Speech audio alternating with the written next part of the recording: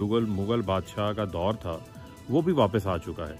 जैसे आपने देखा कि वज़ीर-ए-आज़म हाउस में अफ्तारियाँ शुरू हो चुकी हैं, बल्कि कोट लखपत जेल, अडयाला जेल के जो इनके खिदमतगार थे, जो सरकारी मुलाजमीन थे, जो उस वक्त इनको अंदर खाते इनके साथ मिले हुए थे, उनकी वज़ीर-ए-आज़म हाउस में बुला के अफ्तारियाँ करवाई जा रही हैं। और अब ये मालूम पड़ा है कि माजी की तरह जिस तरह 777 जहाज़ों को ये अपनी ज़ाती गाड़ी के तौर पे, ज़ाती टैक्सी के तौर के ऊपर इस्तेमाल करते थे, उसी तरीके से 777 जहाज़ों पर अब उम्रे पे जाने का प्रोग्राम बना लिया गया है।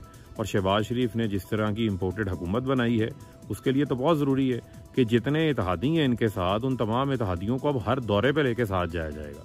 तो ये मिसाल वही है कि अगर वो साथ नहीं लेके जाएंगे तो वो इनसे नाराज़ हो जाएंगे, तो उनको साथ लेके जाना है। तो जिस किस्म की ये हुकूमत चला रहे हैं, इन्होंने इस मुल्क के अंदर सरकारी ख़जाने को ज़ाती ख़जाना समझ लिया है, सरकारी ख़जाने का बेदरेग इस्तेमाल किया जा रहा है। वही दौर वापस आ गया है जिसमें 250-250 लोगों के साथ, बड़े बड़े सूट केसों के साथ 777 जहाज़ों का इस्तेमाल किया जाता था।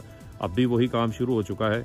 इमरान खान ने अमेरिका का जब दौरा किया तो इमरान खान कमर्शियल जहाज़ के ऊपर गए थे। इमरान खान ने एक बार भी 777 जहाज़ अपने बैरूनी दौरे के लिए इस्तेमाल नहीं किया।